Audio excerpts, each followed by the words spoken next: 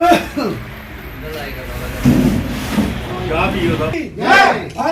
माता की जय। भारत माता की जय। सैनिक एकता जिंदाबाद। सैनिक एकता जिंदाबाद। वंदे मातरम। वंदे मातरम। जय भारत माता की जय। Jasrotia, vice chairman exservicemen welfare association Kathua. आज हम सभी अच्छे तरीके से जानते हैं कि हमारी सेकंड हाफ मंथली मीटिंग है और इस मीटिंग में हमारा मेन मुद्दा यही होता है कि हमें जितनी भी इंफॉर्मेशन, चाहे आर्मी हेडक्वार्टर से हो, स्टेशन हेडक्वार्टर से हो, सोल्जर बोर्ड से हो या दूसरे किसी चैनल से हमारे पास आती है, तो आजकल जो है हमारे लीग वाले भी बड़ी बुकें वगैरह भेज रहे हैं। मैं तो बड़ा हैरान हुआ कल कि 2-3 बुकें उन्होंने इकट्ठी भेज दी अलग अलग किस्म की, जो हमारे जनरल साहब राकेश शर्मा साहब बैठे हैं। मेन मुद्दा यही चीज़ है कि गवर्नमेंट जो है वो सिर्फ JCOR के साथ ही थोड़ा सा इसमें मिसबिहेव हो रहा है। इस समय जो पेंशन का मुद्दा चल रहा है और वीर नारी विडो जो है वो भी थोड़ी प्रॉब्लम है, और हर एक चीज़ जो है हमारे मैनुअल, जैसे राठौर साहब हैं, उन्होंने कल बड़ा अच्छा इंटरव्यू दिया दिल्ली में बैठकर जंतर मंतर के बीच में, कि जो हमारी संगतियां हैं 1 रैंक 1 पेंशन पार्ट 1, 2 और 3 के ऊपर। देखिए 1 रैंक 1 पेंशन पार्ट 1 इन्होंने हमें लागू किया था 14 से, और उसके बाद जो नायब सूबेदार, सूबेदार मेजर, आर्मी लेफ्टिनेंट कैप्टन, ये 5 रैंक ऐसे हैं कि 2 में भी इनको बाश आउट कर दिया और 3 में भी बाश आउट कर दिया। इनका मेन चीज़ जो है वो यही सोचते हैं कि हमने मिनिमम से लिया है, जबकि पेंशन जो है जो नए रिटायरमेंट आ रहे हैं उनको मिनिमम से ले रहे हैं, कम से कम जो उनकी पेंशन है वहाँ से उठाया इन्होंने, और बाकी जो हायर रैंक के जितने भी आदमी हैं उनका हिसाब किताब बिल्कुल फिट है, वो बोलेंगे भी नहीं कुछ भी। तो कल भी यही चीज़ें जो है जो हमारे सूबेदार राठौर साहब हैं, और उन्होंने क्लियर कट यही बोला कि हमें सभी को एकजुट होकर, वो राजनाथ साहब से भी जो बात हुई है उन्होंने ही बोला कि नहीं, इनकी जो संगतियां हैं ये वाकया ठीक है और इसको दुरुस्त करो।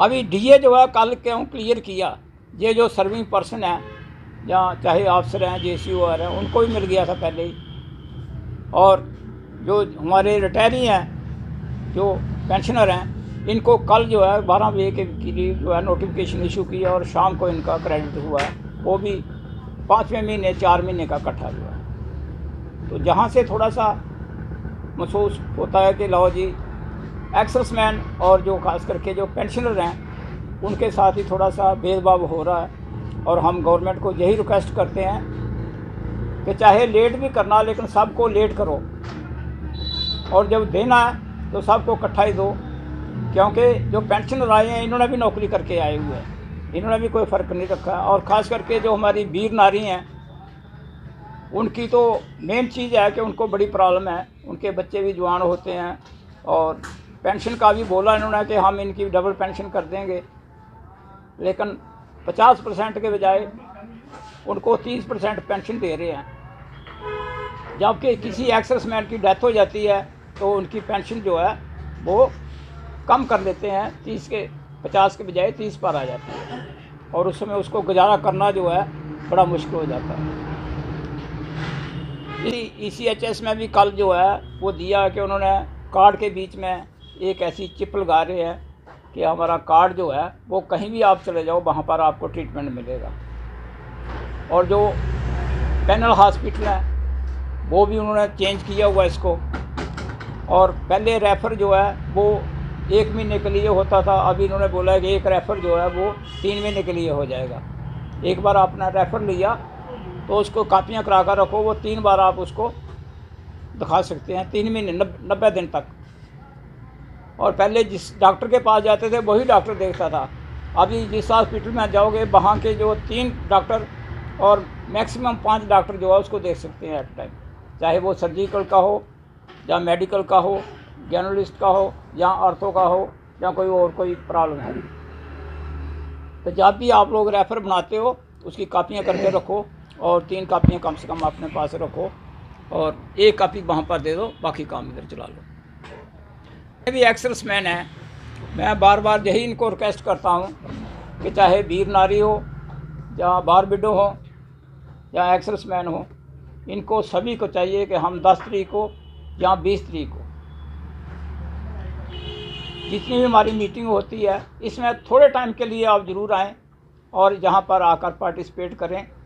हम लोगों का काम ही यही है, हम लोग जहाँ चेक भरने के लिए नहीं बैठे हुए हैं, हमारा काम यही है कि जो उनकी जो एक्चुअली बेसिक पेंशन है, जो उनका प्रॉब्लम आ रही हैं, उनकी एक्सर्समैन की वाइफ का नाम, उसकी डेट ऑफ बर्थ, या जैसे ये तकरीबन 15 बातें हैं, जो चीज़ें जो है इसको रेक्टिफाइड जो कराना बहुत ज़रूरी है कि आप अपना जॉइंट अकाउंट खुलाओ, जॉइंट अकाउंट में उसके पर्टिकुलर देखो, बच्चों का नाम देखो, उनकी डेट ऑफ बर्थ देखो, वाइफ का देखो, ये सारी चीज़ें आपने अभी ठीक कराई हो तो आदमी के एक्सर्समैन की डेथ होती है तो विदिन 1 मंथ के अंदर 1 मंथ के अंदर जो है उसकी NO को पेंशन मिलेगी। तो मैं को अपने को यही रिक्वेस्ट करता हूँ कि आप इसका फ़ायदा उठाइए और जिसको जो प्रॉब्लम आ रही है वो आइए दफ्तर में, इसको रेक्टिफाइड करेंगे और चाहे CDA का हो, रिकॉर्ड का हो, पे अकाउंट का हो, CPPO हो, स्पर्श का हो, PCDA का हो, इसको रेक्टिफाइड करेंगे। Exservicemen welfare association captain Pathania Kathua. देखिए, हमारी ये महीने की दूसरी मीटिंग है। बड़ी डिटेल के साथ, बड़ी विद्वता के साथ माननीय चेयरमैन साहब ने, वाइस चेयरमैन साहब ने सभी जो उतार चढ़ाव होते हैं महीने में उनको that we do communicate to the others also. जो नहीं आए हैं हमारी विडो, बार विडो, वीर नारीज और बाकी भाई, उनको भी पता चल जाता है घर बैठे कि क्या इस महीने में क्या उत्थान हुआ है, क्या बेटरमेंट्स हुई हैं, क्या फ़ायदा हुआ है, क्या नुकसान हुआ है। हम टाइम टू टाइम, वक्तन ब वक्तन आप लोगों को विनती करना चाहते हैं कि हमेशा संग में ही ताकत होती है। ये मेरे शब्द नहीं हैं, ये मेरे ठाकुर के शब्द हैं। वो जाते वक्त बोल गए थे कि संगे शक्ति का जुगे। तो एक्सर्समैन कोई ये 15-20 आदमी की ड्यूटी नहीं है, बल्कि जो आप लोग घर में सोए हुए हैं सभी का मुख्य कर्तव्य बनता है। विनती करता हूँ कि इससे कोई भी धर्म कर्म नहीं होता। हमारे पूजनीय गोस्वामी तुलसीदास जी ने बोला था ना रामायण लिखने के बाद कि पर हित सरस धर्म नहीं भाई, पर पीड़ा सब नहीं अजमाई।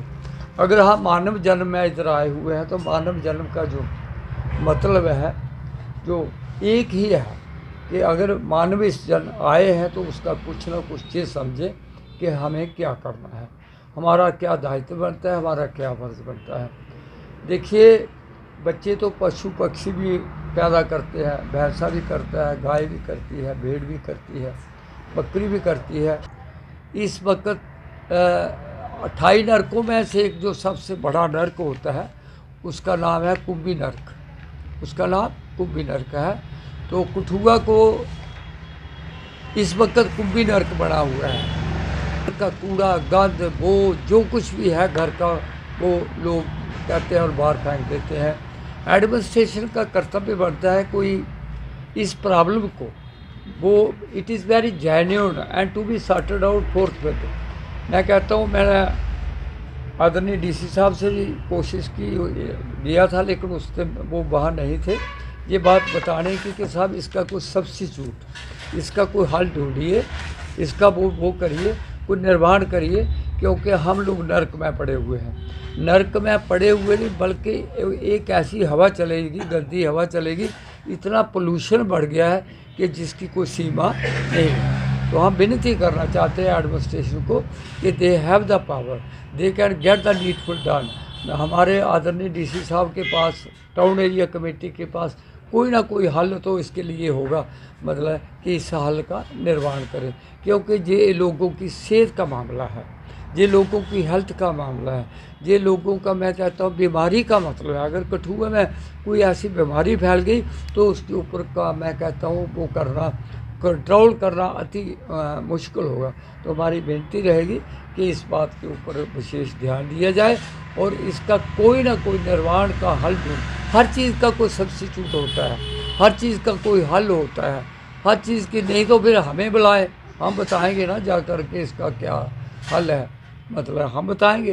तो अतः लास्ट में मैं बोलूँगा, माताएं बहनें जो होती हैं वो दुर्गा स्वरूपा होती हैं। कूड़ा निकाल कर बाहर फेंक दिया जाता है। तो भाइयों और बहनों, मेरी प्रार्थना है आप लोगों को कि थोड़ा सा अगर कूड़ा घर में है, जो 2 मरले प्लाट वाला है तो वो तो मैं उसको कहता नहीं, लेकिन जिसके पास 10 मरले या ऊपर का प्लाट है, अपने घर में प्रयास करें, कोशिश करें उस कूड़े को, उस गंद को अपने घर में जला दें।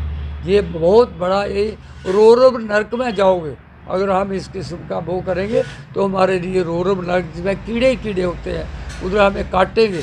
तो अपने घर का कूड़ा, हमारे शास्त्रों में, वेदों में एक ही बात दिया गया है कि अपने घर की गंदगी बाहर फेंकना अति महंगा, इससे कोई भी बुरी चीज़ नहीं होगी। तो मेरी प्रार्थना है कि कोशिश करें सभी लोग, जब जो मेरी इस वाणी को सुनते हैं, टूटे फूटे शब्दों को, उनको मेरी विनती रहेगी, हाथ जोड़कर विनती रहेगी कि जब तक ये कोई इसका कोई निर्माण नहीं हो, जब तक इसका कोई फैसला नहीं होता, तब तक प्रयास करें अपने घर का कूड़ा जो है अपने घर में ही उसको जला दें।